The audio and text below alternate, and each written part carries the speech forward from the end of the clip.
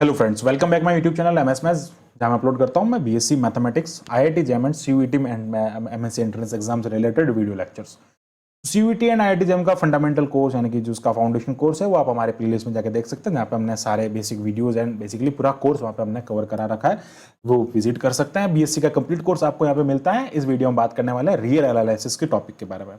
Real analysis के topic में previous जो वीडियोस हैं उनको भी आप हमारे प्लेलिस्ट में जाके देख सकते हैं, आई टैब पे क्लिक करके। अदरवाइज लिंक आपको वीडियोस आपको डिस्क्रिप्शन में अटैच्ड मिल जाएंगे।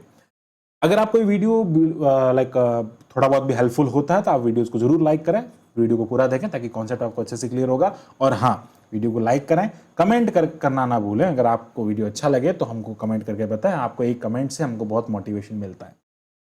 लाइक भी करें ताकि हमको और फर्दर मोर वीडियोस बनाने के लिए और भी हमारी जो रीचिंग होती है वो बढ़ती है, ताकि और लोगों तक भी, जैसे आप इसका फ़ायदा उठा रहे हैं वैसे और लोग जो हैं वो भी इसका फ़ायदा उठाएं। तो आप वीडियो को लाइक करें, वीडियो को शेयर करें। स्टार्ट करते हैं यहाँ पे टॉपिक को, रियल एनालिसिस का topic, uniqueness of supremum and infimum. Supremum infimum क्या होता है, इस पर हमने प्रीवियस वीडियो बनाया है, बाउंडेडनेस थ्योरम सब हमने डिस्कस किया है।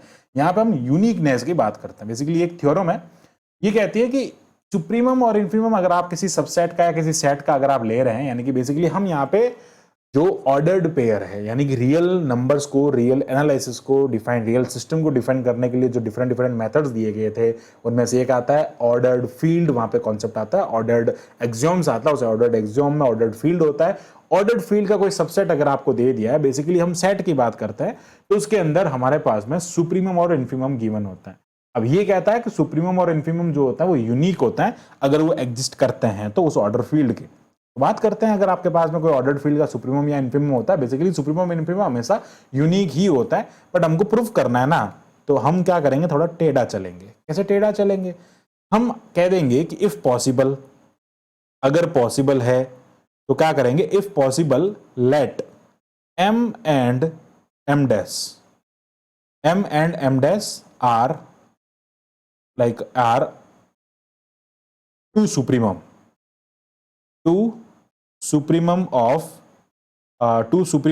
of subset S of ordered field F, यानी कि ऑर्डर्ड फील्ड जो रियल नंबर का, रियल ऑर्डर्ड एक्सियोम्स में जो ऑर्डर्ड फील्ड है उसका एक सबसेट S है, उसके दो सुप्रीमम है, ऐसा हमने कंसीडर कर लिया। चलो ठीक है।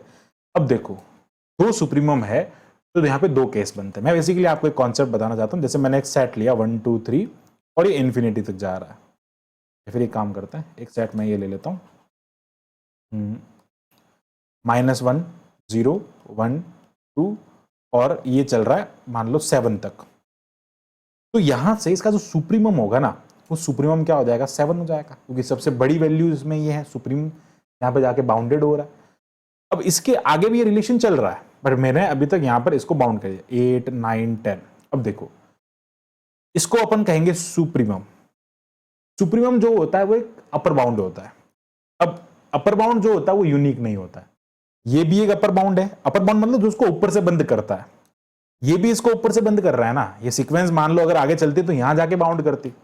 9 भी तो इसको अपर बाउंड कर रहा है ना, 10 भी अपर बाउंड कर रहा है। तो बेसिकली 7 से बड़े सारे नंबर क्या कर रहे हैं, इसको अपर बाउंड कर रहे हैं।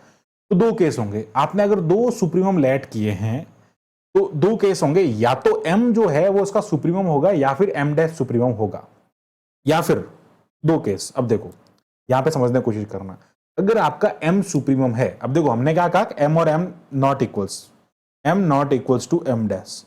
बेसिकली मान लो मैंने कहा m इज इक्वल्स टू 7 और m डैश 7 से बड़ा ही होगा, छोटा तो नहीं होगा। छोटा होगा तो वो फिर सुप्रीमम या अपर बाउंड नहीं होगा, इससे बड़ा होगा। मान लो मैंने इसका वैल्यू 9 लेट कर लिया, m डैश जो है वो 9 है। तो अब क्या हो रहा है यहाँ पे, m जो है वो छोटा या बराबर हो सकता है m डैश के। बराबर तो बेसिकली हम कह ही नहीं रहे ना, बराबर तो हम कह ही नहीं रहे, हम सीधा बात कर रहे हैं ये m डैश से छोटा होगा। तो उस केस में क्या होगा, उस केस में हमने कहा है कि m डैश जो होगा ना वो अपर बाउंड होगा। एक केस हमने यहाँ पे लेट किया कि m जो है वो सुप्रीमम है और ये इसका m डैश अपर बाउंड है। सेकंड केस में कह देंगे कि नहीं, ऐसा नहीं है। साइमल्टेनियसली हम साथ में क्या कह रहे हैं कि अब हमारा m डैश जो है वो 7 है, यानी कि वो सुप्रीमम है, और m जो है वो अब हमारा अपर बाउंड है। ये केस कब होगा पॉसिबल, जब दोनों एक ही होंगे तब ये पॉसिबल होगा। तो बेसिकली हमने इसको, अब प्रूफ को रटने की कोशिश न करें, प्रूफ को समझने की कोशिश करें। प्रूफ कहना क्या चाह रहा है, हमको प्रूफ करना है, दोनों अलग अलग है, ठीक है, अलग अलग है, हम उसको लेट कर लिया। सॉरी, प्रूफ कह रहा है कि दोनों एक ही है, मतलब यूनिक होगा, तो हमने कहा कि चलो ठीक है लेट कर लें, दोनों अलग अलग है। डिफरेंट डिफरेंट लेट किया तो अल्टीमेटली रिजल्ट हमको क्या मिल रहा है, वही मिल रहा है जो रिजल्ट आना चाहिए था, यूनिकनेस का।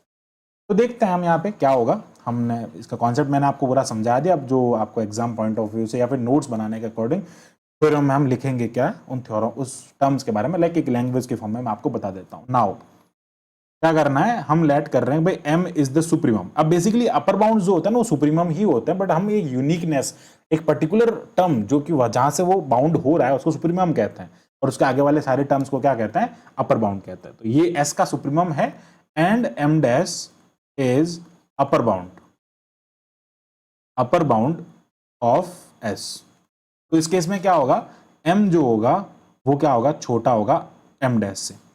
नाउ और क्या हो सकता है, नाउ m डैश जो है वो क्या हो सकता है, मान लो सुप्रीमम ऑफ s है एंड m जो है वो क्या है, is upper bound of s। ये क्या हो जाएगा, इसका अपर बाउंड हो जाएगा। अब मैं कह रहा हूं कि यहां पे इसका अपर बाउंड है, m डैश क्या हो जाएगा, m से छोटा हो जाएगा। भैया ये तो क्या हो गया, कॉन्ट्रडिक्शन हो गया। m डैश से छोटा है, m डैश m से छोटा है, ये तो तभी पॉसिबल हो सकता है ना जब आपका m और m डैश बराबर हो जाए। तो हमने क्या कह दिया कि हमारा जो सुप्रीमम है, it means the supremum s is unique, कभी भी दो नहीं हो सकते। अब सेम एज इट इज इंफीमम में हो जाएगा। Again let m is m and m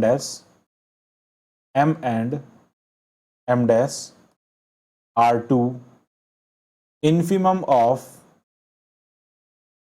subset, infimum of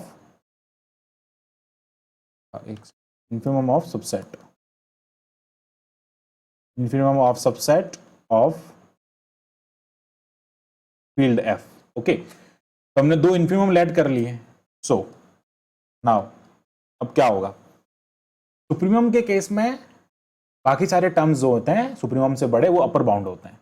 अब जब इन्फीमम होगा तो इन्फीमम से छोटे जो होंगे वो उसके लोअर बाउंड्स होंगे। तो क्या हो जाएगा, if m is the supremum of s, या ऐसे लिखो supremum s, then m dash जो होगा वो क्या हो जाएगा, इज लोअर बाउंड। ये क्या हो जाएगा, इसका लोअर बाउंड हो जाएगा। अब जब ये लोअर बाउंड हो गया तो क्या होगा, m जो होगा वो बड़ा होगा m डैश से, क्योंकि ये लोअर बाउंड है ना, m डैश से छोटे होंगे भाई। ये यहां से इसके पीछे वाले सारे, ये यहाँ पे जाके इन्फीमम आ रहा है, इसके पीछे वाले सारे नंबर्स जो होंगे वो क्या होंगे, इन्फीमम होंगे, नहीं सॉरी लोअर बाउंड होंगे। इन्फीमम के बाद वाले सारे लोअर बाउंड होंगे। एंड सेकंड केस क्या हो सकता है, so now if m dash is the not supremum, I think यहाँ मैंने उल्टा लिख दिया, sorry for that, infimum. Okay, तो ये हो जाएगा infimum of s, then m is the lower bound. m जो है वो क्या हो जाएगा, लोअर बाउंड हो जाएगा। तो जब m लोअर बाउंड हो गया तो m डैश जो होगा वो क्या हो जाएगा, बड़ा हो जाएगा m से।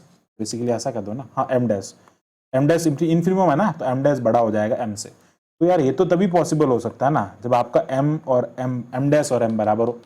It means the infimum of s is also unique. तो supremum and infimum always unique होते हैं, ये कभी भी डिफरेंट नहीं हो सकते। तो इस टाइप से छोटे से प्रूफ में हमने इसको यहाँ पे सॉल्व कर दिया। तो आई होप आपको पूरा टॉपिक जो है वो अच्छे से क्लियर हुआ होगा। ये थ्योरम कभी कभी एग्जाम में पूछ ली जाती है, इसलिए मैंने आपको इसका वीडियो बना के दे दिया। अगर आपको वीडियो अच्छा लगे तो रियली अगर आप कमेंट करके बताना चाहते हैं तो आप कमेंट कर सकते हैं। आपके एक छोटे से कमेंट और एक लाइक से हमको बहुत अप्रिशिएशन और मोटिवेशन मिलता है। So thanks for watching my video, keep watching MS maths और इसी टाइप के फॉर मोर वीडियोज के लिए हमारे चैनल को सब्सक्राइब करें। Thank you, bye bye.